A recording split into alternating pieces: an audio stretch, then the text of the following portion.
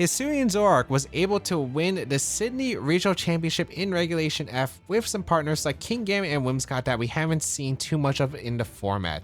We're going to be trying out the winning team and seeing how well it can perform. First, let's set up Tailwind Whimsicott, which I think is a super underrated Pokemon in Regulation F because Torn has been the most common one, but I think the threat of Encore is extremely strong and it's a better Tailwind Mon into Raging Bolt, which can be a little bit troubling at times, so having that pressure with the Encore is really nice.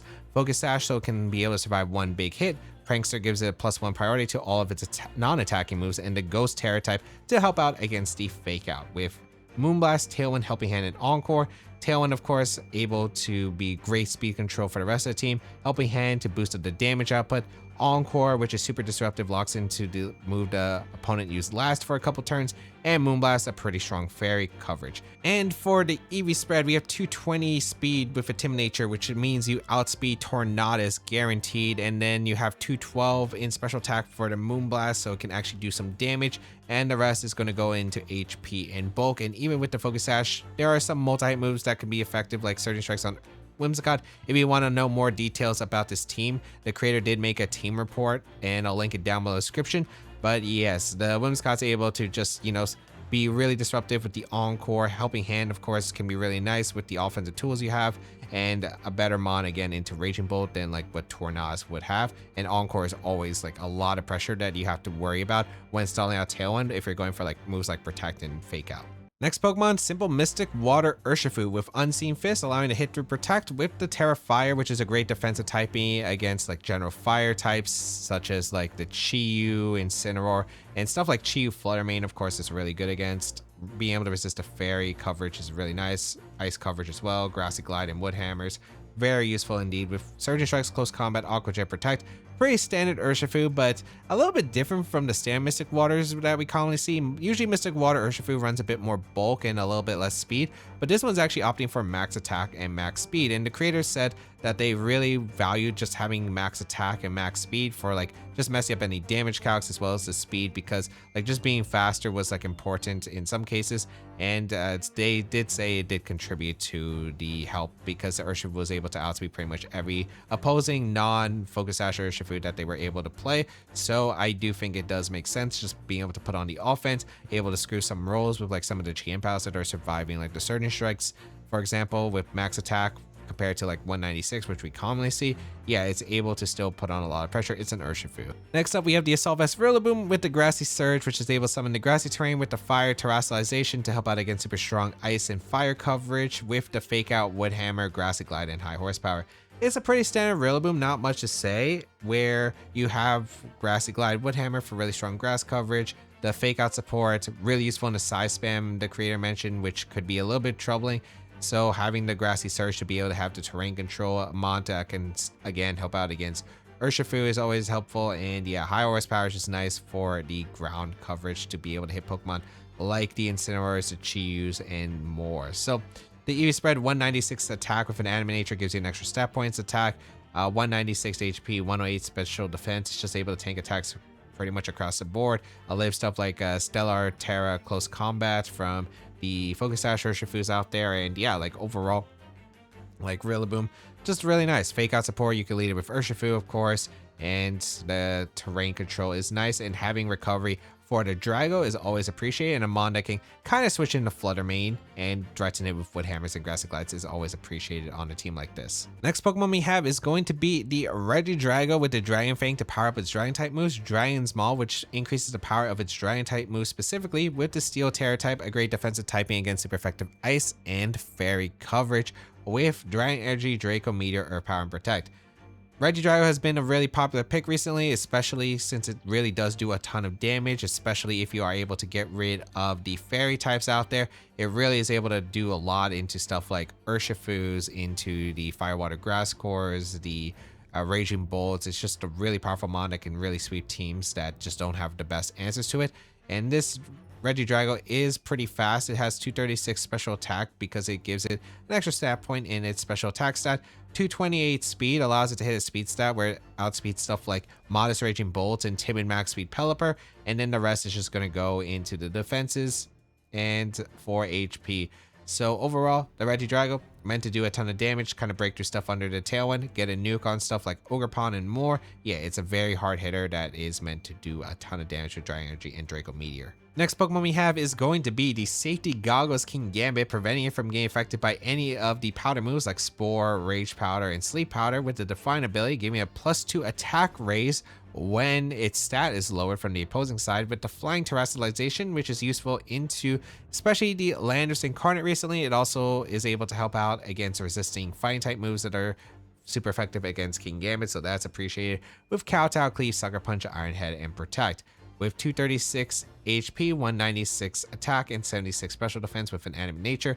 196 with an Animate Nature gives you an extra stat point, and you just want generally like good bulk on the Kingambit to be able to absorb some of the special attacks, because it has really good high defense already, and its special defense, adding a little bit more, allows it to take attacks. So having ability to have the Safety Goggles is really nice into Amoonguss, because otherwise the team kind of lacks damage output into Amoonguss, especially if it's Terra Fairy. So just being able to play around it with the Safety Goggles, have the Iron Head pressure to be able to, you know, hit the Fairy types, especially like Fairy type next to Amoonguss is also kind of nice. So having that Iron Head just be able to pressure, and then you have priority with Sucker Punch, and then Kowtow, Cleave, a good mon into Side Spam as well. Final Pokemon on this team going to be the Life Orb Hisui Zoroark with the Illusion ability, which is able to transform the Zoroark into whatever the last Pokemon that you pick to the battle will be. So we have Hyper Voice, Shadow Ball, Terra Blast, and Protect with the Stellar Terra type, with 252 special attack, 252 speed, and 4 special defense. So it's a very interesting Zoroark. So the idea behind the Zoroark is you could disguise it as one of your Pokemon in the back, whether you could disguise it as an Urshifu, you could disguise it as a Kingambit, you could disguise it as a Regidrago. You could even disguise it as Whimsicott. You just don't want to disguise it as Rillaboom, because you will be exposed, because you won't be able to, you'll be able to know if it's a Zoroark because it does this out of the grassy terrain. So what's cool about Zoroark is that it is a mon that can kind of like force options from the opponent, because they have to consider whether it's Zoroark or not Zoroark. So they have to think regardless if Zoroark is even brought or not. And then they also have to fear like, okay, if you disguise the Zoroark as Kingambit, then like, do I fighting move it or is it a Zoroark? You also have stuff like, okay, if it's Drago, do I switch in like Flutter Mane, which is a pretty common Pokemon to deal with Regidrago. And one thing about the Life Orb set is that you can actually KO with Shadow Ball. While if you run like a move like Bitter Malice, it's a bit weaker, you actually miss those rolls on the Flutter Mane. So you want the Shadow Ball. Hyper Voice is just a good spread move. Terra Blast with Stellar Terra type is actually useful to punish any like fairy terrestrializations or terrestrializations in general that are used offensively. So you can actually be able to utilize it if you have disguised yourself into something that can put on a lot of pressure. And it's a really cool mod that can actually do quite a bit, because you can disguise as Kingambit, Regidrago, and Urshifu. So how to use a team and what are the common leads? Well, a lot of it is kind of just like brute forcing through the tailwind. You do have stuff like the Life Orb Zoroark, which actually does do a lot of damage, especially with the Stellar Terra type, the Regidrago, Urshifu, of course, and you do have Helping Hand support with the Whimsicott. You also have a few different priority modes as well, with like Kingambit, Rillaboom, and the Urshifu as well, which is nice. And a lot of the leads, probably Whimsicott is going to be one of your most common leads of just going for the tailwind immediately. Zoroark can always lead, and you can always disguise yourself, as I mentioned before. You could disguise yourself as one of the Regidrago, Kingambit, Urshifu to really kind of apply pressure and see like what your opponent's answers are and try to remove them, so you can actually bring out the threat in the back and then actually be like in a really good spot, maybe for some terrestrializations. Regidrago can lead just for really powerful dry energy. The Rillaboom is always a good lead with Fake Out, can pretty much lead Fake Out and go with anything, whether Hyper Voice, Dry Energy, Certain Strikes from Urshifu, and more is always appreciated. And yeah, like it's pretty much just like a attack team for the most part. If you'd like to check out the details of the team and the creator, they'll be linked in the description down below. But otherwise, we are going to be playing another online tournament, and we'll see how this one goes. This is going to be post commentary because I did play this when I was sick. So let's get started. All right, we have our first game, and it's actually a really high rating for a first game. Like my opponent's 1585, and that's pretty high for one of these ladder tours. We have Tornadus, Urshifu, Iron Crown, Entity, Ogerpon, Heartflame, and Regidrago. A pretty classic size spam lead in, or size spam team. And I'm like, okay, I have Kingambit for the size spam, but Ogerpon Heartflame is a really big threat to this team. It hits pretty much everything on this team for a lot of damage or super effective, which is not great. Especially. So I'm like, okay, what exactly should I be going here? And it's like, they also have their own Regidrago, and I don't know like if their Regidrago is going to be faster than mine or not. So probably not worth risking bringing my own Regidrago. I don't even know if they bring the size spam route because I do have Kingambit Rillaboom, but if I disrespect the size spam route, it could get really ugly. So I'm like, okay, Whimsicott kind of needs to lead for the tailwind because I imagine Torn leads. I just don't know next to who. So I'm going to bring Zoroark. And I'm like, okay, I think I want Rillaboom to help with the Urshifu, and I'm going to bring Kingambit for the dark types just in case. I'm also going to disguise my Zoroark as the Kingambit because of the fact that if they lead Urshifu, they might be inclined to go for close combat immediately. So that's kind of the idea behind this lead. So yeah, Zoroark can potentially do pretty well into most things. That isn't like they're going to lead Iron Crown, but I don't think they're leading Iron Crown into Kingambit Rillaboom stuff. So I'm like, okay. Let's see what they decide to go for lead-wise here. But yeah, Ogerpon Heartflame, super big threat for sure. Urshifu is definitely a big threat. And they end up leading with the Tornadus and the Ogerpon Heartflame. So, not the greatest lead for me. This is not a great lead for me. But granted, I do need the damage on the Ogerpon Heartflame more than anything. So, here I'm debating on what I want to go. They could easily go for Tailwind for sure. And I'm like, okay, are you going to Tailwind or are you going to go for Bleakwind Storm immediately? Because they might go for Bleakwind Storm. I also don't know if they're going to protect. At least the Ogerpon on Heartflames on these teams don't run max speed usually. So my Zoroark might have a chance to outspeed the Zoroark. Here, I'm debating about like just doubling up the Torn because maybe if I can get the knockout into Torn with like Moonblast Hyper Voice and they protect the Ogerpon for some reason, I'm in a good shape because maybe they fear like the Zoroark is Hyper Beam. So I'm like, okay, I'm just going to go for Moonblast plus a Hyper Voice. I kind of got to play aggressive and get the turn right. If they go for just Tailwind plus Ivy Cudgel, which I don't expect, like, yeah, it's bad, but they go for a Spiky Shield and I'm like, okay, best case scenario, I do get a Moonblast off into the Torn. A lot of damage on the Torn. They get a Bleakwind Storm off. As you can see, does a ton of damage to my side of the field and does bring my Whimsicott down to the Focus Sash, and the Zoroark's illusion is broken. So I will be able to get a Hyper Voice off into both the Torn and the Ogerpon that just protected, but the Torn will go down. So no Tailwind for them at least, which, you know, is kind of a good thing, but at the same time, it's like still not super ideal here. So I'm like, okay, not terrible, not the greatest. So I'm like, okay, let's see who they bring out next, because I did get I think that's probably like the best turn one I could have really asked for, because I also still threatened the Encore pressure into the Ogerpon, but yeah, this is still not like an easy per se game, because I did take a lot of damage from that Bleakwind Storm from the Tornadus, and both my Pokemon are just like super low at this point. So I also gotta watch out because Ogerpon Heartflame could easily just ruin my day because it's still very healthy and can blow up my team. They go out into Urshifu, and I decide here, like, I'm trying to figure out like what I exactly want to go for here, whether I want to go for Encore or do I want to go for Tailwind. I decided I go for the Encore in the Ogerpon in case that they stay in, but I'm like, I think like looking back at this, I think I made too much of a safe play. I decide to just go for the Encore into the Ogerpon, and I think I decide to switch into Rillaboom here because I'm like, they're probably not Entity back. I also was wondering like if this was worth it, and I'm like, looking back at it, I think like I also was, again, I was sick while I was playing this, so I thought like potential Aqua Jet could be a thing, or maybe their Surging Strikes are going to go for U-turn.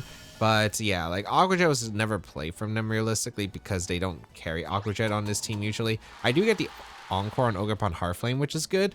That's at least one positive, but they are able to go for the Scarf U-turn into the Whimsicott. So imagine if I stayed in with Zoroark and got like a huge Hyper Voice off, that would have been pretty massive. So here I'm like, okay, if it's Regidrago, this is still not a great spot realistically for me. But they actually do reveal that they brought the Entity, and I'm like, huh, Entity is kind of interesting here. I guess they wanted it for the Kingambit Sucker Punch threat in case I'm like Sword Stance. If I was Terra Dragon Kingambit, it'd be like really, really, really nice right now. But Terra Flying here does still make things awkward. I do have to go into Kingambit here, and I kind of have to get like some plays right, because I'm thinking about going for like Kowtow, Woodhammer, double up here to potentially take a knockout into Indeedee, and also if the Indeedee swaps out, I get the Urshifu. But I don't know if they're going to Terra, because they could Terra Fairy here, and if they Terra Fairy, Iron Head was better. And I think looking back at it, I should have definitely Iron Headed here, because Urshifu comes in, and the Indeedee does Terra. And I'm pretty sure that if I went for Iron Head here into the Indeedee with Woodhammer, even if it didn't Terra, I think I was still probably likely to KO the Indeedee without it, because Woodhammer is still really strong from Rillaboom, because this is a offensive one. So yeah, I think looking back at it, this was definitely something I could have definitely probably played better towards. But yeah, I mean, the game is still like pretty difficult regardless. But yeah, I do take the Woodhammer recoil and the Rocky Helmet. We do get a Kowtow off into the Indeedee. The only thing I'm like sure of is that they are probably either going to go for Surging Strikes into the Kingambit, or they're going to go for a Helping Hand Close Combat into the Rillaboom to take the knockout. Because I have Terrestrialization available on both Pokemon, and I'm like, okay, what exactly are you going to do here? Because this is still like a very ugly situation. I go for Kowtow and the Indeedee in case they swap out to preserve it and go out into the Ogerpon, and I'm like, Kowtow should KO the slot, and I'm going to hard read the Close Combat into the Rillaboom, because at this point, I think they probably won't respect the Rillaboom as the biggest threat the most into the Urshifu. So I'm going to go for this. And yeah, like at this point, it could be a bit obvious. They could go for like Helping Hand U-turn potentially, but if they go for Helping Hand U-turn and I play aggressive, like it could go super wrong for them. So I'm not 100% sure. Like I could Terrestrialize with either Rillaboom or the Kingambit, but they do retreat to Indeedee, so that's nice. I do get the damage onto the Ogerpon Heartflame, which is super ideal. So Ogerpon Heartflame does come in, as I will be able to potentially get a Kowtow Cleave off, and they did Surging Strikes by Kingambit. I'm like, yeah, there's no way you were close combat by Kingambit, because the Kingambit could swap into Zoroark as well. So there are like mind games of just like close combat on that slot as well. So that's nice, but still not an easy spot. I do get a Kowtow off into the Ogerpon, and I feel like it's super close on whether Sucker Punch is going to KO or not. I'm like, I think Sucker Punch KOs, but there's also like Follow Me mind games that they have here, because they could go for Follow Me Surging Strikes, and I think that would be fair. At least they can't go for like Terra, but at this point, it's like I'm pretty sure I'm in range of the Ogerpon regardless. So here I'm debating about Sucker Punch plus switching into Rillaboom, which is actually like a pretty decent play here. And I feel like it's my only option at this point, because like I'm pretty sure they're going to Surging Strikes and take a knockout into one of my slots. But this is the only way I could really remove the Ogerpon. If I think I have to read the Surging right, because if they Surging into the Kingambit, I go for Hyper Voice, hopefully outspeed the Ogerpon, and then I do a lot of damage to Urshifu, and I probably win the game.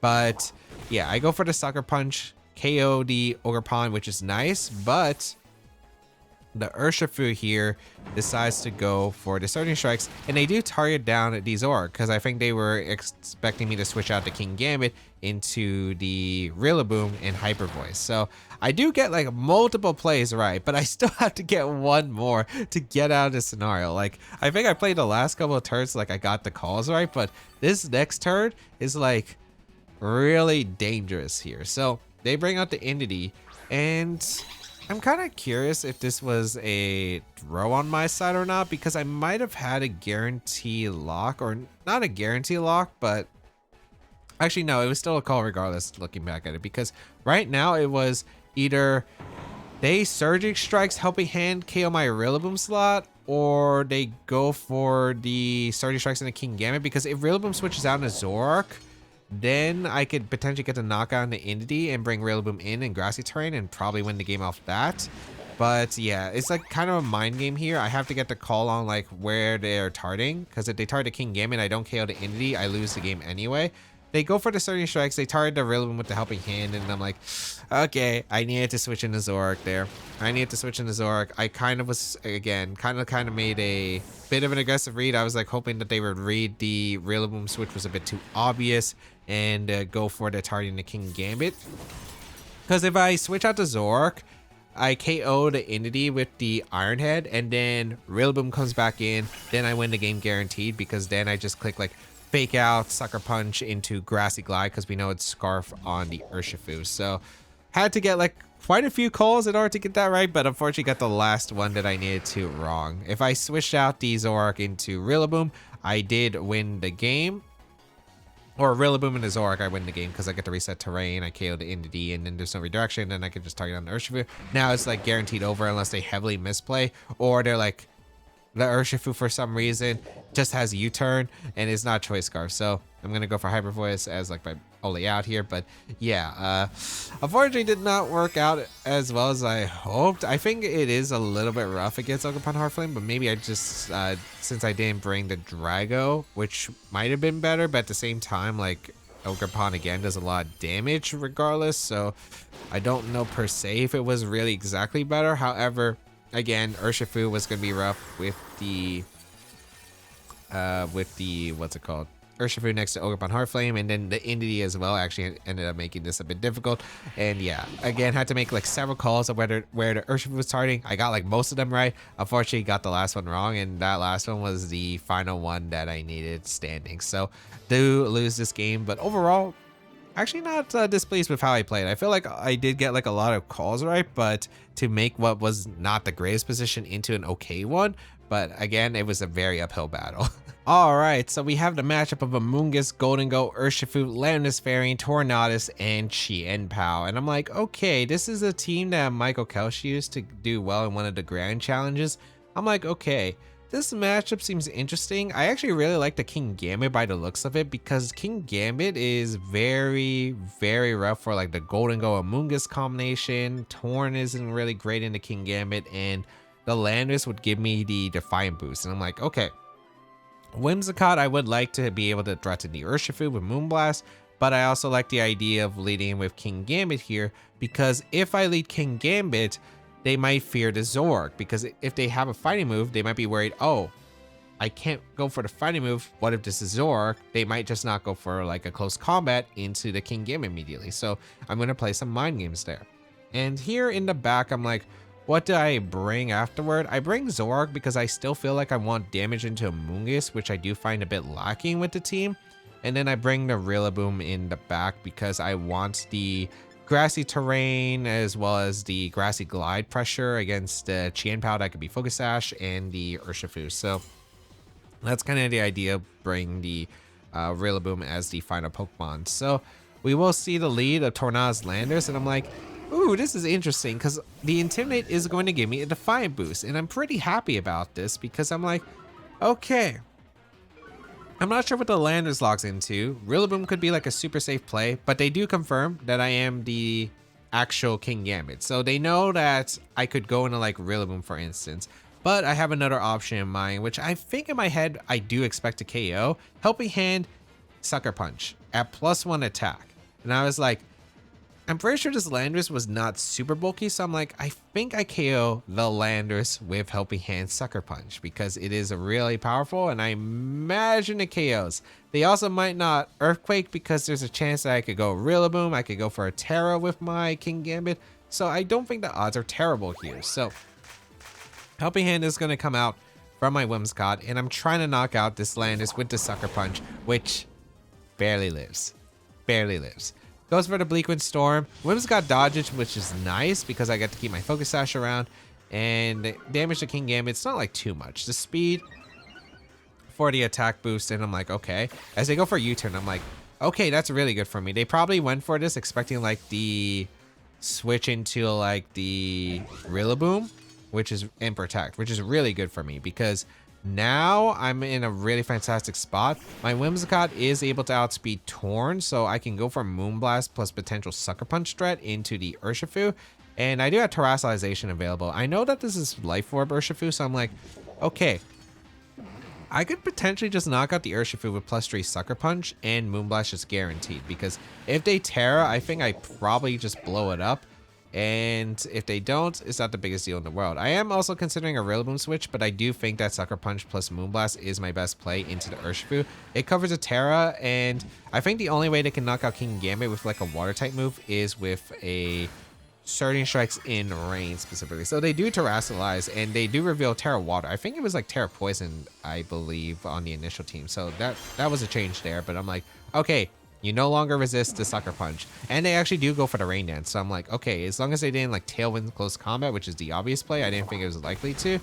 Sucker Punch, a lot of damage into the Urshifu, but we do get the Moonblast also into the Urshifu and KO the Urshifu. So I'm like, okay, that is beautiful. I just got rid of the Terrestrialization, got rid of their fighting type, which was like the biggest thing. Their Landis is weakened and put into Sucker Punch or Moonblast range. Like, this is kind of a perfect spot. As they do bring out the Chien-Pao last, and I'm like, okay, Chien-Pao is still a little bit scary because of what I brought. I'm going to have to rely on Terrify or Rillaboom realistically, but overall, I don't think this is that bad of a position because I do threaten Encore in the Tornadus. I do threaten like just doubling up the Chien-Pao as well. I could go for Tailwind and try to set up for something in the back. I decide I'm just going to Sucker Punch the Chien-Pao and Encore the Torn because if the Torn doesn't switch out, it's locked in the Rain Dance, and that means all I have to do is just focus down to Chien-Pao. So I go for the Sucker Punch and the Encore as they're locked in the Rain Dance, as I do get the Sucker Punch off to break a potential Focus Sash, and I do a ton of damage, putting them in Grassy Glide range, as they go for the Ice Spinner, because they read Terrestrialization or they read a switch. They're able to go for the Ice Spinner, and it's like, okay, they had to make a hard read at that point, I think it's true, but yeah, now I'm just guaranteed in a winning spot, because now all I have to do is just Moonblast I could Moonblast the Power, I could Moonblast the Torn slot. I just go for Moonblast and the Power and Kowtow and the Torn because the Torn slot gets nuked if they let me get the attack off, and the Pow goes for a Sacred Sword into the Kingambit to finish off. Moonblast KOs a Pow, and then I should have the game wrapped with Zoroark combined with Rillaboom. So very solid, and yeah, like even though the turn one definitely didn't work out, luckily I was able to get some KOs afterward. But I think even if they hit the Bleak Wind Storm, Rillaboom plus the Kingambit would have been really tough for my opponent to actually handle. Okay, we have a Heart Tricker team, and this one's really weird because Clefairy and Hatterene, it's not a combo I actually want to see because I do have Regidrago that's supposed to blow up the Trick Room stuff, but I can't really do that when there's Double Fairy. They also have a Kingambit, which is actually pretty rough for this team. Like, Kingambit wasn't a popular Pokemon by this point in the format. It kind of picked up kind of like towards the UIC period. So the fact that they have a Kingambit is actually pretty rough because I don't know if I could really bring Urshifu into this matchup because of the fact that there's a Torkoal, there's a Gastrodon, and there's like Psy Spam. So I'm like debating about like, okay, what can I go here? Like, can I lead Zoroark? And I like to decide leading Zoroark is probably fine here. And I'm going to disguise it as Regidrago because I want Regidrago in the back because it's able to switch into Torkoal and the Draco Meteors do hurt. And yeah, like I decide maybe I could force a Terrestrialization out of them, or if they lead the Double Fairies, like at least I can go for like Hyper Voice, some pretty big damage, plus an Iron Head. So they lead into the Hatterene, which is completely fine, as I do lead my Regidrago and my Kingambit, aka Zoroark, and the Kingambit. So here, it's not a terrible spot. It's not an ideal spot. They do reveal a Psychic Seed Entity as well, but I think this is probably one of the best leads I could really ask for, because I can just get a Hyper Voice and a Kowtow off and there really is not too much of a problem, or I could go for Hyper Voice plus Iron Head. So I'm debating about like, do I want to KO the Entity? And I'm like, I don't really want to KO the Entity. I want the Entity around because it's like one awkward turn that they can't really utilize to get a free switch, because if they get like a free switch in the Torkoal, I don't think it's a good spot for me. So I'm actually going to go for an Iron Head into the Hatterene just in case they go for something greedy with the Entity, but they do go for a Follow Me, which is to be expected. And because they're Psychic Seed, I know that I'm pretty sure I'm safe with the Hyper Voice plus the Iron Head combination. So I go for the Iron Head and Hyper Voice. I do some pretty good damage. I don't KO the Entity, which is great, and the Trick Room comes out, and it's like, okay, I've gotten them super weakened, which is really good for me. Okay. I mean, this is still nowhere near over, but not the worst spot I could really ask for. So I'm like, okay, now I'm debating about, do I protect the Zoroark or do I just go out on a Rillaboom? My idea was like, I want to make sure that if the Entity swaps out, I punish it. Because like if they hard switch the Entity to Torkoal, I'm in a really bad spot if I don't get any damage onto it. So I'm like, okay, I'm gonna go out into my Rillaboom and I'm gonna go for Kowtow. I was debating about like, do I target the Hatterene as well as the Entity, because I need to punish something at least. And I decided to go for the Hatterene at this point because like the next turn could get a bit ugly if they switch out Entity into like Expanding Force, which I think would not be fun for the rest of my team as well. So I do go out into the Rillaboom, for the grassy terrain. And I'm like, okay, what are you gonna do? Are you switching out to Entity or not? They go for a helping hand. And I'm like, okay, this is actually kind of perfect. This is perfect. This is actually in the most ideal position I could ask for. They go for Dazzling Gleam, and I'm like, okay, Dazzling Gleam does a decent chunk, but I am still around for a couple turns. There's 3 more turns of Trick Room to stall out, but I just got rid of one of the Trick Room setters. So I get rid of the Hatterene, but the thing is, Entity can swap out the next turn. So it's not easy per se because Torkoal is still coming out. As long as it's not some random Terra Ghost set, I think I'm fine here, as we are going to see what my opponent decides to bring in. I'm like, okay, what are you going to reveal? Are you going to be Kingambit? I'm like, Kingambit? That's a little bit rough here still, because they probably have low kick and I can't really damage the Kingambit. So the question was to sack or not to sack, because I was debating about like just going for fake out this upcoming turn and just kowtow cleave the Entity, which this turn is completely fine unless the Kingambit's Terra Ghost, but I don't think it's Terra Ghost likely on this team. But I'm kind of curious on like how the next turns play out, because I know that the Entity is probably switching out, so I'm just trying to get it. If they do stay in, it makes it easier for me, but with the switch out and a Torkoal, now they have an Entity with Psychic Terrain still available, so a little bit spooky. I do get a fake out on the Kingambit to prevent any like low kick into my own Kingambit or a KO here, as I am going to be able to get a kowtow off into the Torkoal, because I do need damage in the Torkoal. Not bad damage by any means, but this Kingambit's pretty rough here.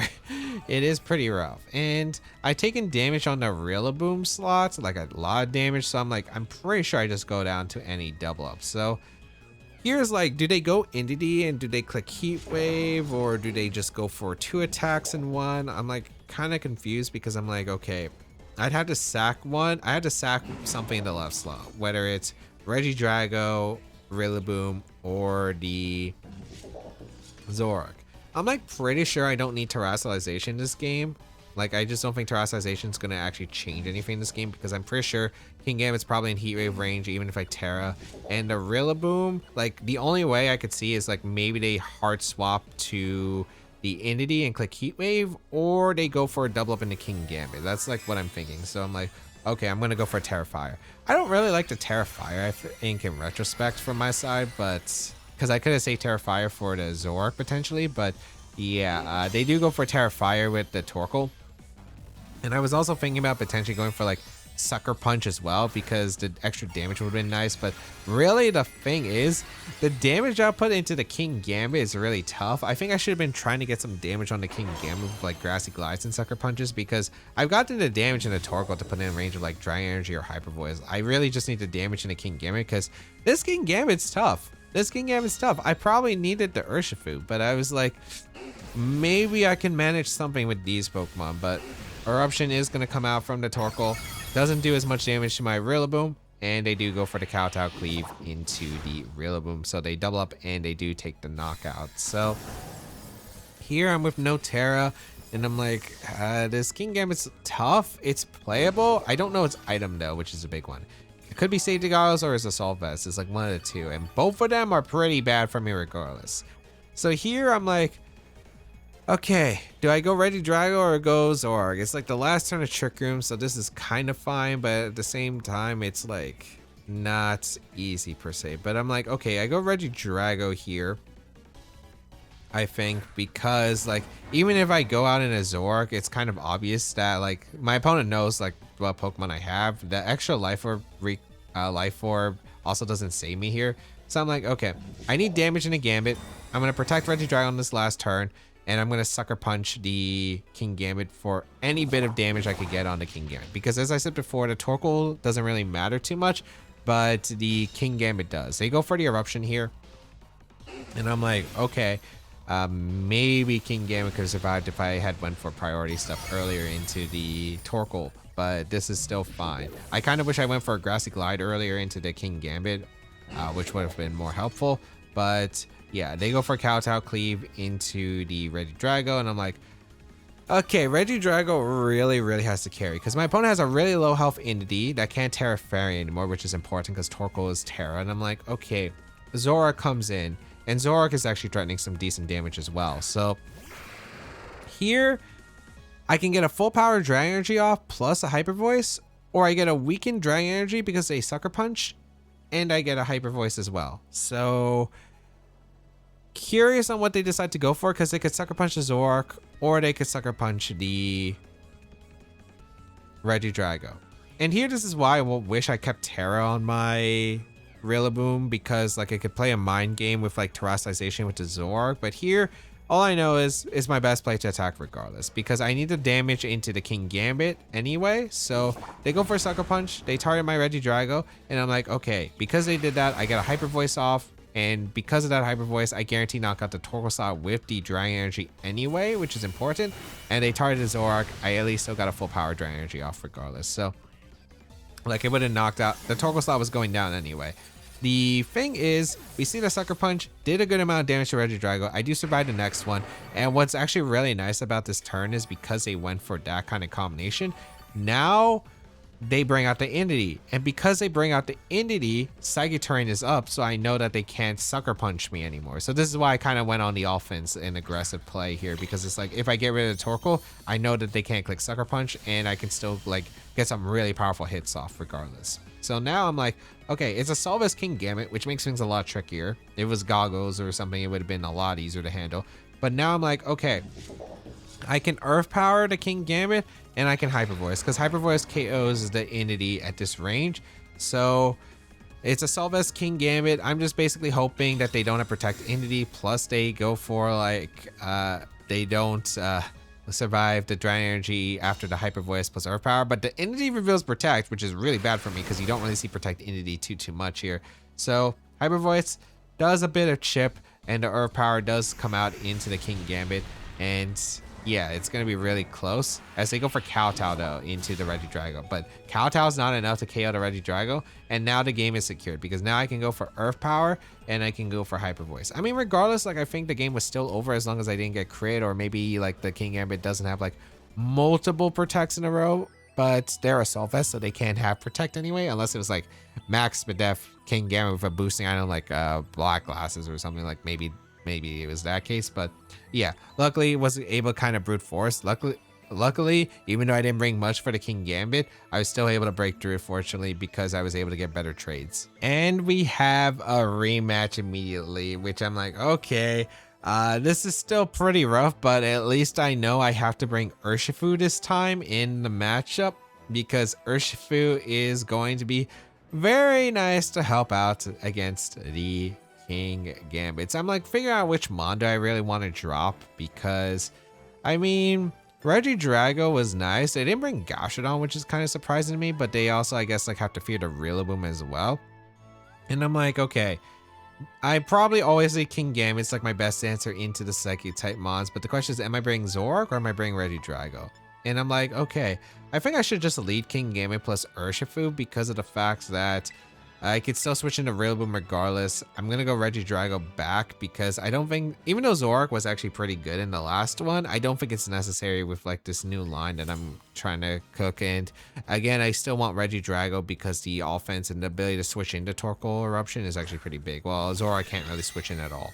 So we see the Entity plus Hatterene versus my Kingambit and my Urshifu, and I'm like, okay, this is still pretty fine, because I can threaten like Kowtow Cleave, switch to Rillaboom. I could play aggressive if I really want to, but do I really want to play aggressive? Not really. I'm just going to go for a Kowtow Cleave into the Entity, and I'm going to swap out into Rillaboom and get rid of the Psychic Terrain. It is pretty standard, but it is what works best here. The only way this goes bad is if the Entity switches out into the Kingambit, but Urshifu was threatening at least a close combat, so I'm like hoping that's not the case. Also, like there's still Iron Head threat, and they saw that I went for Iron Head turn 1, so I think it was like less likely. But they make a good play. They switch out the Entity and they go out into their Clefairy, and I'm like, okay, that's not Torkoal, and that's literally like best case scenario, because it's like when I saw the switch, I'm like, oh no, this could be really bad. But luckily, not the worst. And guess what? Terra Water Hatterene, and I'm like, okay, that makes sense. They want to avoid the Iron Head this way, but luckily, this still works out for me. I get a Kowtow Cleave into the Clefairy as they get a Trick Room up, and I'm like, okay, not too bad, not too bad. could have been way worse. And I'm like, okay, I can just go for Ironhead and Clefairy, and I'm just going to go for a Wood Hammer into the Hatterene because of the fact that it's like, okay, if you decide to switch down to Indity, like I still get like a Wood Hammer off regardless. And yeah, I'm just like trying to make sure that like I think the sequencing is going to work out for stalling out Trick Room. They switch out to Hatterene, which is pretty interesting. So they're playing very passive on this Trick Room, but it is a good switch. It is a good one in the Torkoal. And I'm like, okay, switching to Torkoal is completely fine because of the fact that I still can go for Terra Fire with my Rillaboom, and we know all 4 Pokemon now. So Terra Fire Rillaboom is actually really nice. And the fact that there's no Kingambit, because no Kingambit actually makes this easier for me. But I do go for the Wood Hammer and the Clef and take the knockout. So I'm like, okay, not terrible. Not terrible for me. So Clef eliminated. They have Indity, Hatterene, and the Torkoal available. And it's kind of like, okay, which mon am I sacking here, or am I going for Terra Fire? They actually go into Indity here, and I'm like, okay, this is kind of interesting. Do I want to Terra Fire to Rillaboom immediately, or do I want to switch here? Regidrago is also looking really good because I got rid of the Clefairy and the Hatterene Terra, so they don't have Fairy Terra anymore available to them. And also the Psychic Seed on the Psychic Seed is also removed. So here I'm like, okay, I think I should go for a game plan where I get as much damage into the Indity as possible, so Regidrago can ideally clean up next to partner. Because if I have a position where I get Regidrago next to partner, I can double up the Hatterene slot, ensure Trick Room never goes up again, and then Dragon Energy just blows up everything while at full HP. So I'm just gonna go for Protect and go for the Terra Fire Wood Hammer, which I think is my best play here because Helping Hand Eruption is going to probably blow up the, well, Helping Hand Eruption would blow up the Rillaboom if I didn't, and Urshifu, I don't think Urshifu could survive the Helping Hand Eruption, maybe, but it also could be Psychic coming out from Indity. So I protect the Kingambit as they do go for the Follow Me here with the Indity, and I'm like, okay, that's completely fine. As Eruption does come out from the Torkoal, and I'm like, okay. So I should be in a good spot here as they do go for the Eruption. As you can see, my Rillaboom absolutely is set up. I go for the Wood Hammer into the Indity, and I actually do a ton of damage to the Indity. I'm like, yeah, Dragon Energy is definitely going to blow that up. Now I'm like, okay, my best place to go for a double protect and get in Urshifu, because now I can get a position where Dry Energy, Wood Hammer pretty much seals up this game at this point. Like, that's my thought process, is once I sell out this Trick Room, Indity next to the Regidrago should clean this up. So they go for the Helping Hand, which is not too surprising, as I do go for the double protect. I actually do get the double protect, which makes this a little bit interesting, but like, yeah, it wasn't necessary because even if I didn't get the double protect, I get Regidrago next to the Rillaboom, and I'd be able to probably just seal up the game anyway. But yeah, as I said before, I was like pretty sure that Helping Hand Eruption could knock out the Urshifu, since the Urshifu has no bulk. It does blow up the Urshifu, and I'm like, okay, I knew that was coming. Now it's like, okay, I have pretty much a seal. I think I have like a pretty much sealed line that I'm seeing, as I just go Regidrago and I just click Protect with Regidrago and sack the Kingambit. I was like, okay, if they go out into the Hatterene, like, or I was like, okay, even if they KO'd the Kingambit, I have Rillaboom out, I can still click like Fake Out Dry Energy and it's like completely fine. So they switch out Indity here, which is super okay for me, as they bring out Hatterene. I'm like, okay, that's completely fine, because again, I think Rillaboom should be okay here. Now, the only spooky part was like, I think I should be in an okay spot. I'm like, is there a way that they could come back from this? And I'm like, I don't think so. I'm pretty sure like even if they have Protect Hatterene, I'm pretty sure that like, again, Dry Energy Wood Hammer covers like everything. So I'm like, I don't think they can actually have a way or a chance to win. But yeah, I just go out in a Rillaboom as Trick Room is over. I go for the Eruption, or not Eruption. I go for Dry Energy Wood Hammer. It's pretty safe. There's not really much that they could do here. So I just go for Wood Hammer and I go for Dry Energy. It's like, if they don't have Protect Hatterene, they absolutely have no chance. And unless this Hatterene has some crazy item that I'm just not aware of, I should be fine. They switch out the Torkoal into the Indity as well. And I think it's like, okay, I think I should have this, because even if they protect the Hatterene, I think they needed the Indity. But yeah, Dry Energy just comes out, and I'm actually very shocked it blew up the Hatterene. Like, I thought that was a crit, but it wasn't a crit, which I'm actually surprised by. I know Hatterene has actually good HP and Spadef, so I was actually surprised that Dry Energy actually just blew up the Hatterene straight up. So I was actually surprised that KO'd. So it didn't even matter what I did. All I needed was Regidrago apparently to win that game, but I was actually shocked. But yeah, it didn't matter because I was like, Rillaboom underspeeds my Regidrago, so no matter what, Regidrago moves first, Dry Energy no matter what. Like, let's say they sacked a Torkoal the previous turn, bring out Entity, so maybe like Wood Hammer, Dry Energy, but then it would have been single target Dry Energy regardless. I was like, is there something I'm missing? And I'm like, yeah, no, they pretty much just lost there at that point because there's nothing that it could do to stop the Dry Energy Wood Hammer sweep.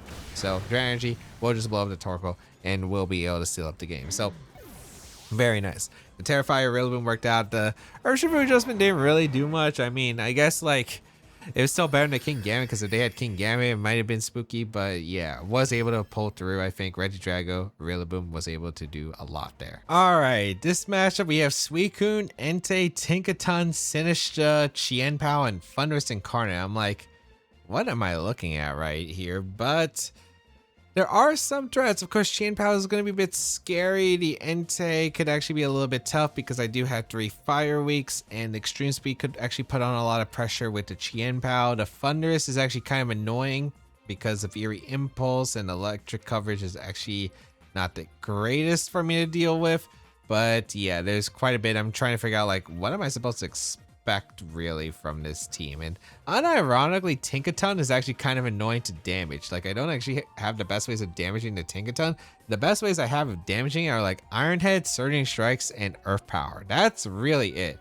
I guess high horsepower, but still, like, Tinkaton is not the easiest Pokemon to damage here. And I'm like, okay, what am I leading here? Am I leading just Urshifu? If I lead Urshifu, I gotta watch out for like Sinistcha and the Thundurus. I'm not really happy about that. I decide to lead Rillaboom, and I decide to lead the Zoroark and disguise it as Urshifu because the Urshifu I think is a little bit scary for some of the things that my opponent has. And it's like, if they have Sinistcha lead, maybe I could like, okay, if they lead Sinistcha, I can go for like a Shadow Ball and catch them by surprise potentially if this is like some Trick Room team. But yeah, we do see the Suicune and the Entei. I'm like, okay, Suicune, Entei, that's completely fine, as I do bring out the Rillaboom and the Hisuian Zoroark, which I kind of wish was the Urshifu, because Urshifu would have been great here. Urshifu could just click Surging Strikes. Granted, they could always go Sinistcha, I suppose, if they have Sinistcha, but the Suicune's in the threatened spot as well. So here I'm like, okay, what am I supposed to do? Because I could go for the Wood Hammer, I could go for Terrifier. I think I just go for a Hyper Voice, and I'm thinking I'm just going for the Terrifier Wood Hammer to cover for like a Sacred Fire or Flare Blitz here. If they Terra the Suicune, it's completely fine for me. So they actually retreat the Entei because they are scared of Surging Strikes. And out comes the Sinistcha. And I'm like, okay, Sinistcha's in. And it's like, yeah, okay. I guess if I did lead Urshifu, that was probably going to be the likely case. I do see this Terra on the Suicune, and it's going to be Terra Dragon. I'm like, okay, Terra Dragon. And you can't fake out any of these Pokemon, by the way, because they usually have Inner Focus, and we saw no pressure, I believe. So, yeah. Obviously, not the best ideal use case of Terra on my Rillaboom, but I still think that this is fine regardless, because I'm about to get a decent hit off into the Suicune, and I don't know what the Suicune is really clicking, because it's not like it has the best options here. As long as it doesn't go for Scald, trying to get the burn immediately, I'm fine. So Urshifu, aka Zoroark, goes for the Hyper Voice. They go for Icy Wind, and it's like they miss my Urshifu, so I guess I get to keep my disguise on the Zoroark or my illusion going, but granted, it wasn't like that big of a deal realistically. I'm pretty sure with the speed on Zoroark, I outspeed both of these Pokemon anyway. As I go for the Wood Hammer, I actually do an impressive amount to the Suicune, by the way. That was actually like really good damage. And here I'm like, okay, the Sinistcha can't Terra anymore. They don't usually carry Protect. I think I try to get rid of Sinistcha, because if I get rid of Sinistcha, it's really good for my Urshifu. And I go for Grassy Glide here plus Shadow Ball, because it's like, maybe the Sinistcha survives Shadow Ball, but if I get the Grassy Glide damage, I can prevent like a Citrus Berry from healing the Sinistcha, because that's what I really want to avoid. So I'm going to go for Grassy Glide plus Shadow Ball and hope that I can knock out the Sinistcha, because Sinistcha is actually kind of an annoying Pokemon to deal with. And Yeah, so I go for the Grassy Glide here into the Sinistra. Does a decent chip, but I think it's pretty bulky on the physical side. And I do get the Shadow Ball off into the Sinistra. And that actually picks up the knockout. I'm like, beautiful. That is the most annoying Pokemon to my Urshifu gone, which is great because now with the Suicune low, 30 Strikes is looking really nice to be able to clean up. They go for a Scald into the Rillaboom, and I'm like, okay, luckily can't burn me. Still in a pretty good spot here. Regardless, all I have to do really is just build up the damage, get my Urshifu, and Urshifu should be in a pretty decent spot depending on what they have in the back. So they bring back the Entei, and I'm like, okay, what am I doing here? And my play here is like, okay, do I just go on the offense immediately, or do I like save my Zoroark because Zoroark could still do some decent damage, or is it possible for me to get rid of the Suicune? Because I think at this point I'm like just trying to put everything in range of like Surging Strikes plus like Sucker Punch. So I go for the Grassy Glide plus Hyper Voice because I'm willing to side both of these on the spot to bring in my Kingambit plus my Urshifu and be fine. So they get a crit on the Suicune, but it doesn't KO anyway, so it's not like that big of a deal, as the Hyper Voice actually does some pretty good damage as they go for Sacred Fire into the Zoroark, which is able to take the knockout, which is big.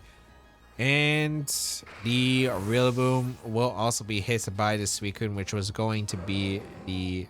Oh yeah, and it's also Life Orb Entei, which makes things easier. They go for Icy Wind, and I'm like, why are you going for Icy Wind? I was already kind of surprised they went for Icy Wind the first time because there was a potential I could go Kingambit, but also like, yeah, like this time I was like, why Icy Wind? But I guess they wanted some speed advantage, but I'm like, okay with that. Now it's like, okay, I get to go out on Urshifu, I click Aqua Jet plus Surging Strikes, and I don't think there's much that they could do here. Because realistically, the Entei is the biggest threat to me with what they could have in the back. So, like, if it's Xianpao, that means Urshifu should be pretty good to clean things up. And if it's, like, anything else, Kingambit should be in a good spot. So they go for Extreme Speed. They target the Urshifu. I take it. The Aqua Jet is going to come out into the Entei and take the knockout onto the weakened Entei, which is huge. And now the Rillaboom is going to be able to get a Grassy Glide also into the Suicune, which is able to pick up the knockout, so Suicune is gone. And now it's down to the last Pokemon. I'm like, okay, no matter what the last Pokemon is, if it's Tinkaton, should be fine with 3 Pokemon remaining. If it's Thundurus, I should be fine. And I'm just thinking like, yeah, this should be a wrap. And if it's Xianpao, like Urshifu just wins at this point. And it's like, okay, it's Xianpao, so I should have this game sealed. So here, I think I go for like an extra safe play just in case, which I think was unnecessary. I think I go for Protect and I swap out Rillaboom into Kingambit because I'm like, if you're going to attack, you're going to either attack the Urshifu, you're going to Sucker Punch the Rillaboom to prevent a Grassy Glide. I'm pretty sure I just go for Protect and I swap out into the Kingambit just in case, like Sacred Sword crit knocks out the Urshifu, but regardless, like I could have just won by attacking, so I think I should have just went for the attack regardless. Like I could have just went for like Grassy Glide there and it would have been fine. Like Surging Strikes Grassy Glide was completely fine, but yeah, like I think regardless, like unless they read me to throw, like I was fine. But yeah, I think I should have attacked looking back in retrospect. All right, we have a crazy team that features Torterra, Galarian Zapdos, Walking Wake, the Cornerstone Ogerpon, Heatran, and Thundurus Incarnate. I'm like, okay, there's some very interesting Pokemon here. There's a Torterra, there's a Galarian Zapdos. Like, Heatran's actually a bit annoying because I don't exactly have the best answer to Heatran other than the Urshifu. I mean, I have Rillaboom with high horsepower, but it really depends because Rillaboom's not like super ideal here. I think I'm like, okay, I think best neutral lead is just Whimsicott Zoroark and get Hyper Voice damage off. And I'm bringing Regidrago plus Urshifu because I'm going to try to sweep under the Tailwind. I don't really like Rillaboom too much in this matchup. Like, it can do okay things, but I feel like my best option is to try to go for a Tailwind sweep against this team. And they lead the Heatran plus the Galarian Zapdos versus Whimsicott Urshifu. And I'm like, okay, this is a headache because I have to guess if there's Terastization immediately, and the Galarian Zapdos is actually kind of annoying. Here, I'm just like, okay, I'm going to go for Tailwind immediately because getting the Tailwind up I think is solid across the board. And I'm going to go for Protect. And I'm like, okay, I have an Urshifu. I hope we see a Terastization. We don't see a Terastization. If I had Urshifu and I just let it, I could go for Surging Strikes. I think they were like okay with either Heatran getting traded for Urshifu potentially, but Yeah, they go for a Brave Bird into my Urshifu, aka my Zoroark, and the Heatran goes for Heat Wave. I'm like, okay, this is fine, because you should fear the Surging Strikes the next turn, right? Like, you should fear the Surging Strikes the next turn. So I'm like, okay, I'm gonna go for Moonblast into the Zapdos, and I'm gonna just try to go for a Hyper Voice for damage. I think here, because I was like, even Shadow Ball versus Hyper Voice, I'm pretty sure with the Moonblast damage would be enough. So I'm like, yeah. Are we going to see a terrestrialization now from the Heatran? Because that's going to be a big factor. Like, if the Heatran terrestrializes, I get some pretty good damage with the Hyper Voice, and ideally I KO the Galarian Zapdos this turn, and then I can go with the Urshifu, Surging Strikes through the team, and hopefully that will put me in a great spot. Or I could go Regidrago and Dragon Energy. So we do see a terrestrialization. Like, okay, not the turn 1, but the turn 2. But there's the Zapdos, and I'm like, Terra Fairy. I'm like, they know it's Zoroark, don't they? I'm like, they know it's Zoroark. So I go for Moonblast. Does okay amount of damage, and I go for Hyper Voice, and doesn't do too much. Doesn't do too much. As they go for a Brave Bird, they target the Whimsicott, which I'm like, okay, they target the Whimsicott, which means the Zoroark probably survives the single target Heat Wave. So I'm like, okay, at least I don't lose double my Pokemon here, but could have been something. They actually go for Heavy Slam, and the Zoroark survives. I'm like, okay, that is something. That's something. I'm gonna go into Urshifu now, and I have Surging Strikes, I guess. I was like, what am I expecting here already? So here I'm like, do I go on the big offense or not? Because Surging Strikes, I get a KO on either slot here. Like, and if they switch out, like, I'm expecting maybe Wake could switch in. Like, I'm just hoping that Surging Strikes Shadow Ball gets KOs here. So I'm going to go for Surging Strikes and Shadow Ball. They retreat the Galarian Zapdos and go out into Thundurus, which is smart of them. And then Shadow Ball is going to come out into the Thundurus, because now Thundurus is in a decent spot, and whatever the last Pokemon is, they can bring it out. So I guess with Death Drop on the Shadow Ball, which is very, very nice, because it's Citrus Berry. So now it's like, okay, I can guarantee knock out the Thundurus, I think, with Hyper Voice, which is good for me. As Surging Strikes will come out into the Heatran, and we'll be able to take the knockout into Heatran. I'm like, okay, it's not the worst. It's obviously could have been more ideal. Like, it could have been way more ideal, but not the worst that could have happened here. And I'm like, okay, what is your last here? And the last Pokemon they're going to reveal is going to be the Cornerstone Ogerpon.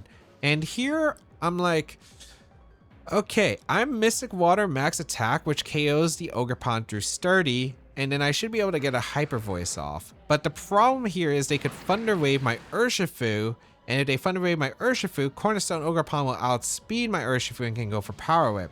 So I'm a little bit hesitant. I have to use the max turns of Tailwind that I have available, because otherwise I'm in a bad spot. I'm going to go for Terra Fire, Surging Strikes, plus Hyper Voice, because if they go for the Thunder Wave plus the Power Whip play, I will be able to survive. Now, looking back at this, I don't think this was the smartest option here. I do think the Terra Fire is completely fine with the Urshifu, but I don't think Surging Strikes was actually the play, because they're never going to Spiky Shield here. They go for Sunny Day, and I completely forgot that Thundurus could get Sunny Day here. So I'm like, oh no, I don't think I actually knock out the Cornerstone, which is a really big deal, because if I don't knock out the Cornerstone, I'm in a bad spot. The Zoroark goes down to the Hyper Voice Life Orb recoil, and I'm like, oh wait, this is pretty bad. Like, I thought they were going to go for Thunder Wave, then they reveal it's Sunny Day. I'm like, oh no, if I went for close combat, I just won the game right here. And instead, the Surging Strikes, as you can see, doesn't do enough. And even Aqua Jet doesn't look like it's going to KO the Cornerstone, as they go for the Horn Leech, and that's actually worse for me, because like, if Aqua Jet KO'd, maybe I have a chance. Now, I don't think Aqua Jet KOs at all. So here I'm like, oh, this is really bad. Like, this is really bad. I go into Regidrago, but the Regidrago is slower than everything, because Tailwind has expired. They go out into the Zapdos, and here it's like, I don't know if I can win here. So I'm gonna go for Dragon Energy and I'm gonna go for a attack. I'm hoping that they double into Cornerstone, or double into Regidrago with Cornerstone plus Zapdos, but they just go for the Ivy Cudgel into the Urshifu, which means they go for like a Brave Bird or Close Combat into my Regidrago. They reveal Thunderous Kick and they target the Regidrago, which means that Regidrago is just going to be super weakened at this point, and the Dragon Energy should knock out the Ogerpon, but it's not going to KO the Galarian Zapdos. I think like if I, again, got the call right of who to protect, it was if I protect Regidrago or not, or protect the Ursh or not, it's the right play, because if they double into Regidrago, I lose the game. But if they double into Regidrago and I attack with Urshifu, I think I win the game from there. So yeah, it's kind of a call there. But I think at the end of the day, just me forgetting about the possibility of Sunny Day, I should have went for the close combat. If I went for the close combat, the game was locked. Instead, I went for Surging Strikes. I completely forgot about Sunny Day option from Thunderous, and my opponent's able to win with the Galarian Zapdos. So a game that was definitely in my control, like even with the rough starts, but just forgetting about the Sunny Day definitely punished me there.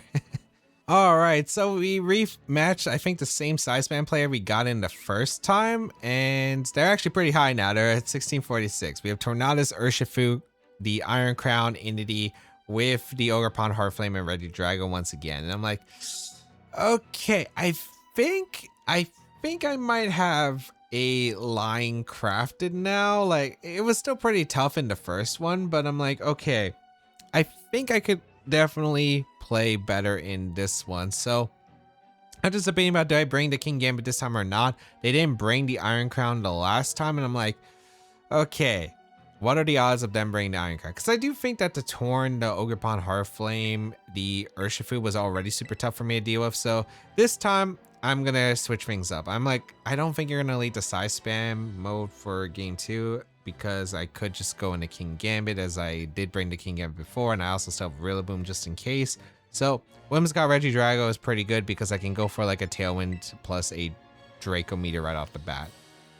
And then I still want to bring Rillaboom for the Urshifu as well as the terrain change, and I'm going to bring Zoroark because it is like one of my better mons into the Ogerpon Heartflame just in general, and I can also damage the Regidrago with Hyper Voice, which is actually pretty big. So I'm like, okay, I think this is the best that I could really bring here. So lead wise, it's going to be the Urshifu Tornadus this time versus my Whimsicott Regidrago, and I'm like, okay, it's not the Ogerpon Heartflame, but still not a bad decision here. And I'm like, okay, what do I want to go for? Because I could go for like Moonblast Dry Energy, I could go for Tailwind Dry Energy, I could go for Tailwind Draco Meteor.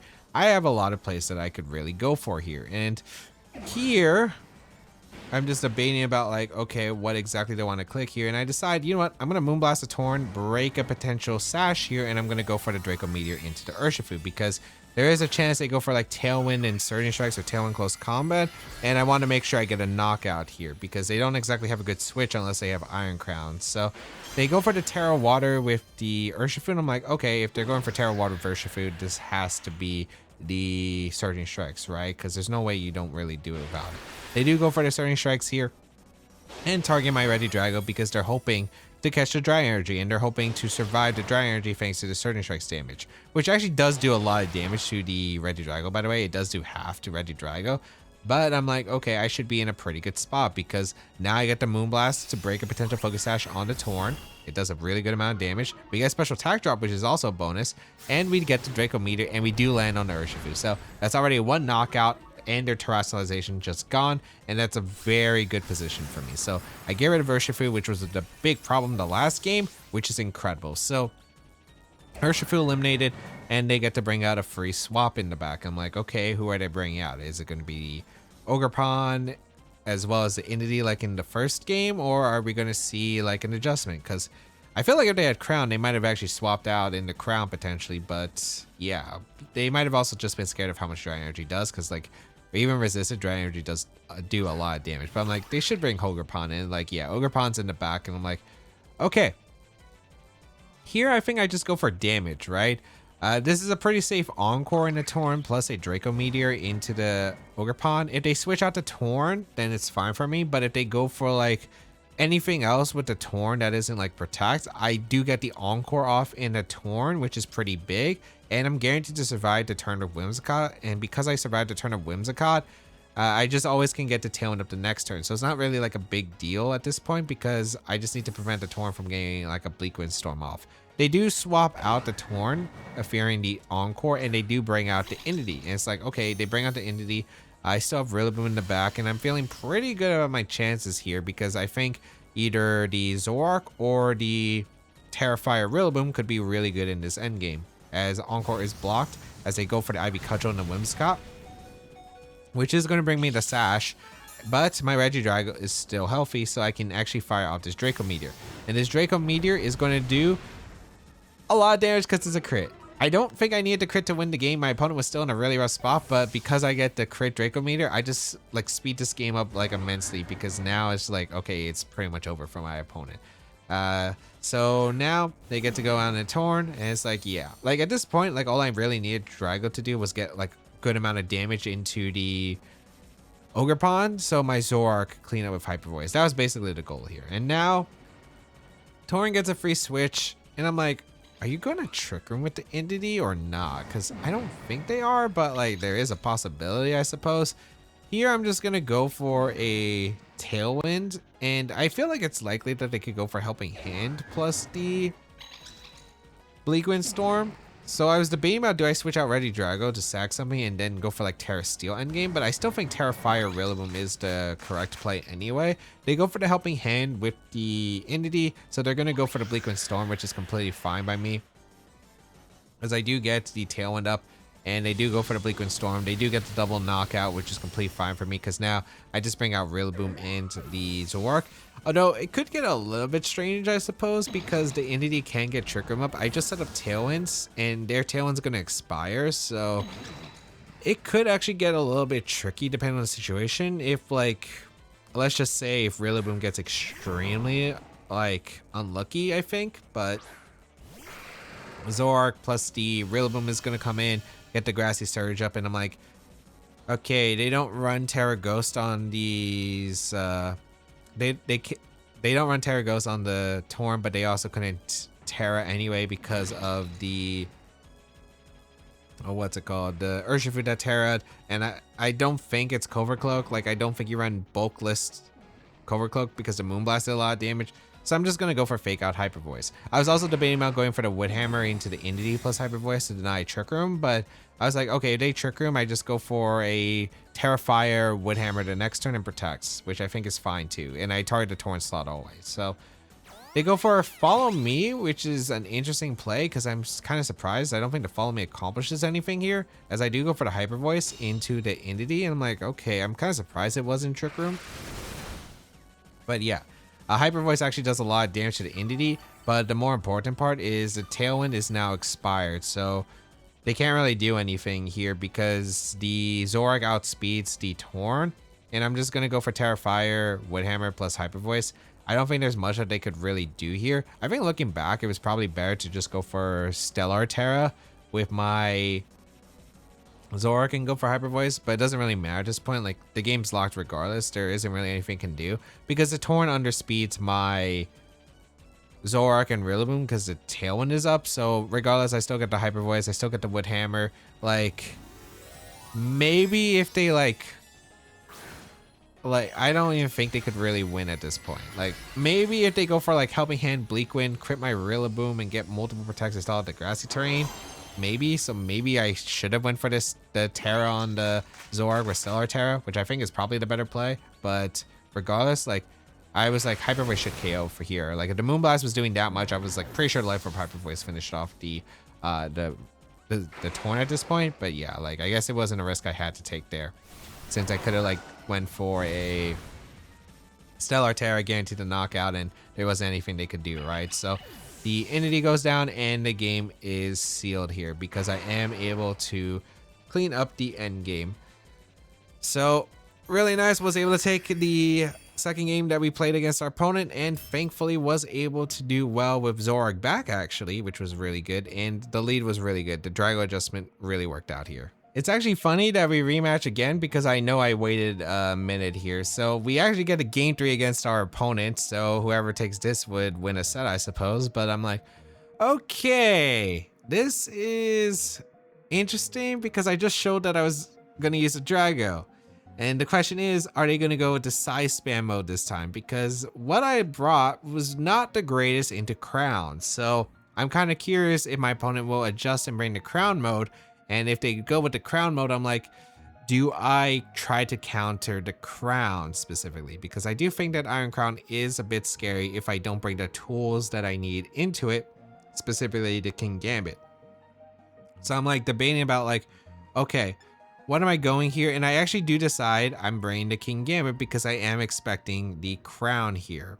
Because I do think that the crown isn't a likely adjustment, because if I lead Whimsicott Regidrago, they can just like E-Force immediately and like Terra Fairy. So here I'm like, okay, I'm gonna lead Zoroark plus Kingambit because I'm really expecting this crown mode. I'm really expecting it with Regidrago and the Rillaboom back. I'm also transforming the Zoroark into the Regidrago. So if they lead Ogerpon, they have to be scared of the Draco Meteors. So that's kind of like the idea here behind this lead, but I'm kind of committed at this point because I don't think I have a safe coverage option against like all leads. I think I just have to commit on like what the lead here is, and I'm expecting the crown. So they do lead the crown plus the torn. I'm like, yes, okay, really good turn, really good, or really good lead at least. So Kingambit, fantastic spot here, and right now I'm in a pretty okay spot because here I do threaten quite a bit with this Kingambit. They don't have an easy switch either because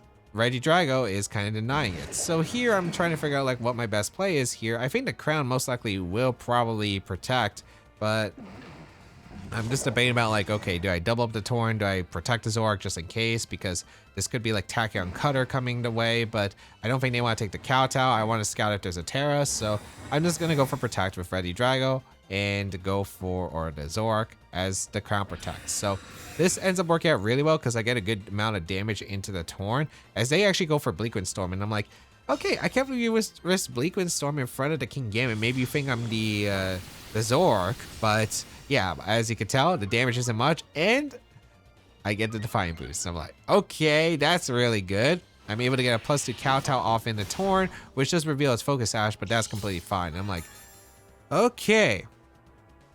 Next turn is kind of interesting, and I'm like, okay, I'm gonna go for Sucker Punch and Shadow Ball. The reason is they have like two plays that they could do. Go Entity, which for the Psychic Terrain to prevent the Sucker Punch from happening, but if they do that, the Shadow Ball comes out into the crown, which would be massive.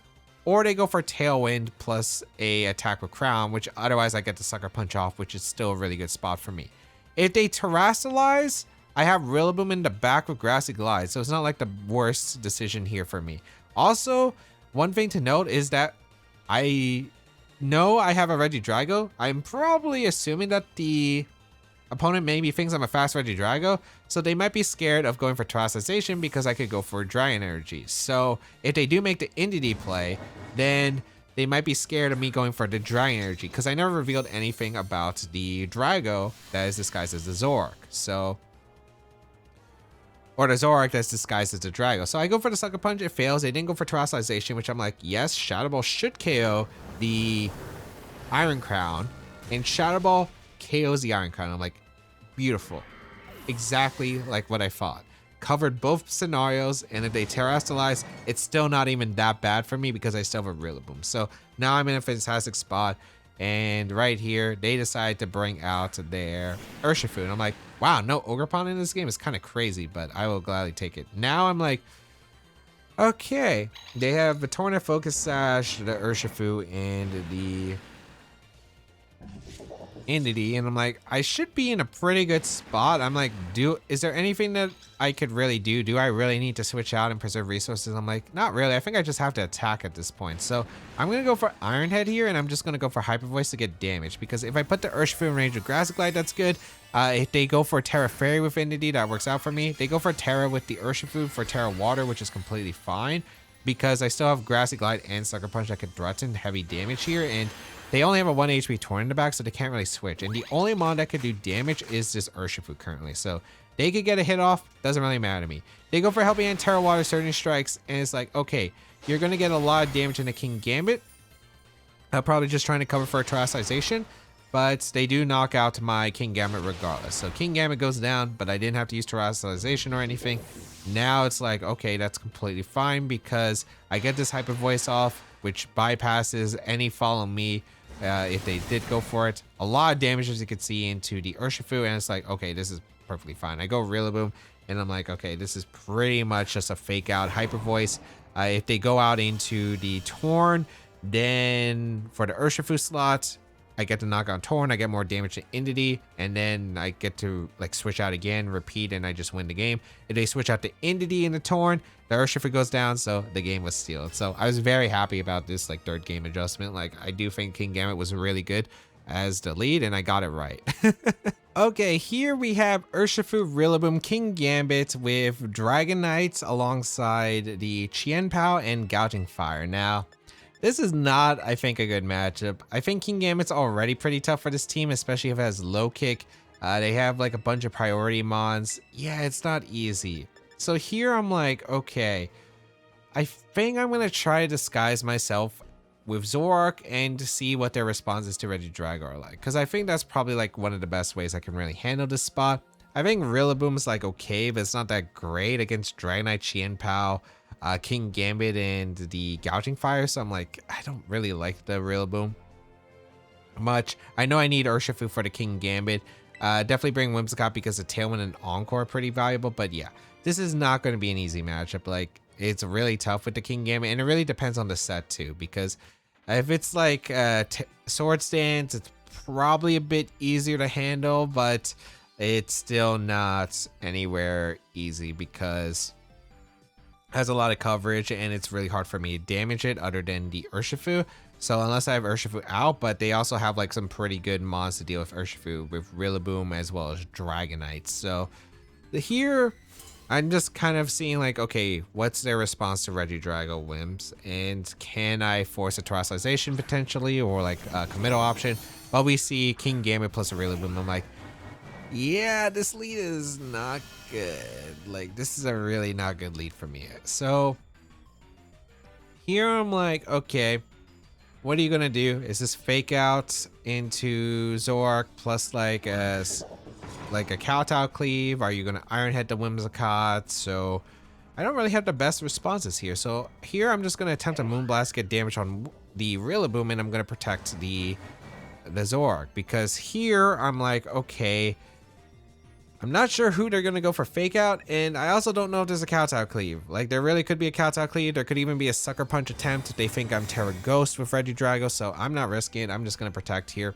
As they go for a fake out and target my Whimsicott, I'm like, as long as they didn't Iron Head, this is okay. They actually reveal Sucker Punch, and I'm like, okay, the fact that they reveal Sucker Punch is actually good for me, because of the fact that they revealed Sucker Punch, they are maybe inclined to go for it again. So I'm like, okay, I can Encore the Rillaboom and switch to Urshifu. Now, if I expect potentially a Iron Head into the Whimsicott, it's better for me to attack with my Regidrago. But at this point, I'm already down behind. I kind of have to make a read. So I'm committing more into getting Urshifu into a good spot, because maybe I could get Urshifu next to Regidrago, even if they do Iron Head the Whimsicott. And then maybe I could try to blow something up with like Dragon Energy plus like a close combat. So that's kind of the idea here, is like, I think this is like my best out here, because this is not, again, this is already a pretty rough start. As I bring out the Urshifu, and I will go for the Encore into the Rillaboom. And I'm like, okay, this is actually pretty nice here, as they decide to go for a fake out once again, because they're locked in the fake out on, I think what was probably a Grassy Glide there. As they go for a Sucker Punch, I'm like, okay, this is probably the best spot I could have asked for. Here, I'm going to go for Encore into the Kingambit in close combat, because if the Rillaboom switching out because it is locked in the fake out, they probably want to switch out. If the Kingambit could switch out, but it also could stay in and Terastallize, it's like, okay, if I Encore them, then if they Terastallize, they're locked in a Sucker Punch, which doesn't do much. But if they go for a non-Terra, I just KO them at close combat. So that was the idea behind this combo. But they do double swap into POW and they go out into Dragonite. I'm like, oh man, Moonblast would have been better, but realistically, I still think that this was a fine play regardless. Like, I still get a close combat off into the Dragonite, and I do some pretty decent damage thanks to the Sword of Rune. But as you know, it's not an easy spot to deal with. But yeah, the Whimsicott is going to heal back, but it's not enough to its Focus Sash, unfortunately. So I am going to be having to commit to Terra Ghost. I go for the Tailwind, and I'm going to go into Zoroark because I got to dodge the Sucker Punch into Extreme Speed combo that my opponent has access to. So this is my only way to play around the Extreme Speed stuff. So I'm like, okay, they might go for Terra Normal Extreme Speed, and they might go for Ice Crash here, but I should survive, which is nice at least. And then I'll have double Ghost out against the Choice Band Dragonite, most likely locked in Extreme Speed, because at this point, like, I'm assuming it's probably Choice Band Extreme Speed, but I'm not 100% sure. But it's like if I guess wrong, I just guarantee you. So I just go for this Terra Ghost play with my Whimsicott because I want to make sure that I always get the Tailwind up as well. They do go for the Terrestrialization with their Dragonite, and I'm like, yeah, this should be Terra Normal, no surprise. Yep. So it was Terra Normal, and I'm like, okay, I got something right. Is this going to be enough? We'll find out. But they do go for an Extreme Speed, which I'm like, okay, perfect. And I get a Tailwind up. So I'm like, okay, this is not like awful. Like, it's still not great, but could be worse. They go for Ice Crash into Whimsicott, which I am able to hang on to. So I have double Ghost against the Dragonite. And I'm like, okay, now what? Because it's still not a great spot because the Chien-Pao can threaten Sucker Punch. So here I'm like I kind of just need damage at this point. I know the Dragonite is switching out probably into Kingambit. I can't really punish it, but I decide here to kind of commit. So here I'm gonna like, okay, I can't really afford Sucker Punch to KO. I'm pretty sure the Dragonite is forced to swap, right? Like that Dragonite slot is forced to swap because you are not extreme speeding here when I could just go for when I have double Ghost out. So I'm like, okay, they probably swap out here, and I'm like, okay, that's good.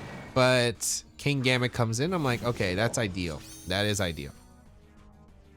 As I do get a protect off of Regidrago, or aka my Zoroark.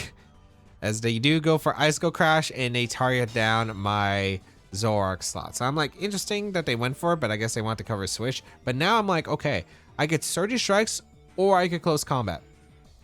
And this is still a pretty tough position regardless, because if I close combat the Kingambit, they could go out into Rillaboom. So I know I can always get the KO into the Kingambit slot with a close combat because nothing switches into the Sword of Rune close combat, but I'm like I had to deal with Sucker Punch regardless anyway, so this is nowhere near easy. I'm debating about like, okay, do I need Zoroark around or do I go out into Whims? And it's like really tough here. So I'm like, okay, maybe my best play is just to double up the POW to cover for like a potential switch to Rillaboom that POW could go for. So they go for Sucker Punch and they went for the Urshifu, which I'm very shocked by. I don't get why they went for the Sucker Punch. I think they expect a close combat there into my Urshifu, but I'm like, okay, I get the Surging Strikes off. This covered again if Rillaboom was trying to come in. But yeah, I did make a really aggressive play, but I felt like I had to. Because I felt like I needed Tailwind for the rest of the game because Whim's Encore might have actually been useful. So decide that my least useful member was the Zoroark if I had to, but now it's still not, again, it's still not an easy game. They have Rillaboom next to Kingambit, and they do threaten some very heavy priority. Like even though I got rid of POW, which is great because that's like very good for my Regidrago, these Pokemon are still pretty demonic to deal with. So Grassy Terrain comes out and I'm like, okay, what am I supposed to do here exactly? And I think there's a better line in my head, which is like switch out Urshifu into Whimsicott now that I think about it, like looking back at this post, because then I could bring out the Regidrago and probably go for a Draco Meteor, but I still don't know which one of these Pokemon are a Solvest, which is kind of concerning. But I decided instead to switch out into I decided instead to risk my Whimsicott because I'm like, okay, maybe they go for Fake Out and Sucker Punch because they know that I am the, what's it called? the Zoroark because they know about the extreme speed earlier. So I'm like, okay, if they go for fake out again and I get the encore pressure, then I think I actually have a chance. So I go for protect here with my Urshifu, and I'm like, okay, what are you clicking here? And they decide to go for Grassy Glide into the Urshifu, which is smart because, yeah, like if they went for fake out, it would have been easier for me, but they go for Kowtow Cleave as well to cover it. So the Whimsicott goes down, and it's like, okay, this is looking still very, very difficult because there is still the Terra Normal Dragonite in the back that I have to worry about. The Tailwind expired. I'm like, okay, now what? I think I have to go Regidrago, and I like have to kind of get a play right, I think. So here I'm like, okay, I think my play here, the problem is the Dragonite's in the back, and I don't know if they're going to conserve the Rillaboom or not, because like I could go for a sack the Zoroark and go for Draco Meteor into Rillaboom, and I think that's exactly what I decide to do in the end, because I like, if I get rid of the Rillaboom, I'm in a good spot. Or no, I go for Dragon Energy because I feel like they're not going to Sucker Punch, because I think like Dragonite does make sense to sack here. And if I Draco Meteor the Rillaboom, like I can't really lose the special attack because then I still need to revenge the KO with the other. They do retreat the Rillaboom, and I'm like, yes, okay. They did go into Dragonite because I felt like Rillaboom was more important for dealing with the Urshifu back. So I'm like, okay, if I get the KO here, I'm in a great spot. But they Sucker Punch my Dragon. I'm like, oh, they hard read me to swap here, which is unfortunate because if I got a close combat off into the Kingambit, like even then it would have actually been good. But now it's like, this is rough because now it's a Kingambit that's at like near full health against 2 Pokemon, and I don't have my Urshifu in. So now it's like, I think I'm losing here regardless because I can't figure out a way to get in the... I can't figure out a way to get in my Urshifu safely. So, because they can just extreme speed and they could threaten like Sucker Punch. And it's like, yeah, there's not really much I can do. I go for like some protect plays, but at this point I'm like, is there any... Because I want to scout for what Dragonite's locking into. They do lock in extreme speed, which is not too surprising, and they go for Kowtow, and I'm like, I'm pretty sure the Drago goes down. Even if I swapped out the Zoroark and the Urshifu, it then takes too much damage to where then extreme speed is going to KO it anyway, and then they also still have Sucker Punch. Maybe I could go for like a bait play, but even then it's like still looking pretty rough. So I'm like, okay, is there anything I could really, really do? And I think I'm just hoping that at this point Regidrago survives the... I'm hoping that Regidrago survives the extreme speed, and then I am able to KO the Dragonite. Like, that's basically my hope here. I think that's like the only chance I really have at winning. So I go on the Urshifu as the extreme speed does come out into the Drago, and it does KO. I like, that's game. Because I was really if I survive and I get the KO on the Dragonite, I think I have a chance. But they also went for Sucker Punch. I don't know which slot. They might have doubled my Drago, which would have been a good play. But yeah, now I think it's like over. Because now I was hoping to get that Earth Power off in the Dragonite. And because Rillaboom would have been forced in, I think this is the last turn of Grassy Terrain coming up. I could double protect. Then I could just close combat to the Kingambit. And then like maybe I have a chance with Zoroark next to Urshifu. But now the game is just like 100% sealed at this point because now I just can't win at this point because it's like the Rillaboom's going to get to reset the terrain with and have access to the Grassy Glide. It's like, yeah, I can't even beat the Kingambit anymore. So here I'm like, okay, maybe I can protect the Zoroark and close combat the Kingambit. But yeah, the Terra Normal is going to come out into the Urshifu, and they are going to go for Sucker Punch. A really good play on their part. If I detect Urshifu, I still don't even think I win. I go for Hyper Voice. I get like minuscule damage. Then they just Grassy Glide Sucker, and it's like, okay, I can't beat the Rillaboom regardless. So I do think that this one was really tough. I think I would have probably had to, like, maybe Kingambit was more threatening to Pal. I think Pal was sort of ruined, made things still really tricky regardless. So I do think that this was pretty like rough no matter what I was playing through. But I think I had to make more aggressive calls in this matchup. I think I played a bit too safe and I didn't play aggressive enough, which I think I might have had to. All right, we have Torkoal, Chien-Pao, Entei, Urshifu, Dragonite, and Raging Bolt. So interesting because there's no Trick Room on this team, like at all. Like there's no Trick Room, so there's just a Torkoal. And I'm like, okay, it's priority spam, but they have a Torkoal. So I guess it kind of makes sense being able to weaken Water Urshifu, which could be helpful for POW as well as like power up the Entei and the Raging Bolt. But yeah, definitely a weird one. I know I want to try to sweep under Tailwind for sure. It's just like, what exactly am I going here? Because Urshifu is not exactly the greatest into Sun, but at this point, it's like one of my good mons into Chien Pao. It's also like good into the Entei. So I'm like, I think I might still have to bring Urshifu regardless. I definitely do want to bring the Drago because the Drago is going to be like really important here. So I'm debating about what I lead. I think I just lead Urshifu because I'm like, okay, if they lead Pao, then I think I need to lead Urshifu. And here I'm like, the best attackers realistically for me are Zoroark and the Regidrago because I need the ghost typing to help out against the combination of like the powerful extreme speed stuff, which they do have two with Entei and the Dragonite. So they lead the Dragonites plus the Qianpao versus Urshifu Whimsicott, and I'm like, okay, we're probably risking some stuff immediately because they could go into Torkoal if they want. They could play aggressive. Unfortunately, I'm not the bulky Urshifu that can guarantee survive Terra Normal Extreme Speed plus the Sucker Punch. So I kind of have to play aggressive here. So it's not an easy position. I'm like, okay, I'm just going to Tailwind and Surging Strikes. Like at this point, like I'm just going to Tailwind Surging Strikes. If they go Torkoal, they go Torkoal, but they lose the Sword of Ruins, so it's not too bad. If they go Torkoal and like the Dragonite locks into a non-extreme speed move, then I just get in Regidrago, I click Dragon Energy, and then I'm fine. So that was basically my logic here because like even if I get to play wrong, I think it's still okay. And if they go for Sucker Punch, it's a roll. So they go for the extreme speed with the Dragonite and Ice Shard. So they reveal Ice Shard so I don't get Tailwind up. But realistically, I'm okay with that. I'm okay with that. As long as I KO the POW. So revealing Ice Shard's interesting, but Surging Strikes, Mystic Water, max attacks. So I do knock out the Qianpao with the Surging Strikes. So that's not a bad trade because even though I don't get Tailwind up, at least I get rid of the POW, which is like the fastest mon that they have realistically. And now I can go out into my Zoroark here.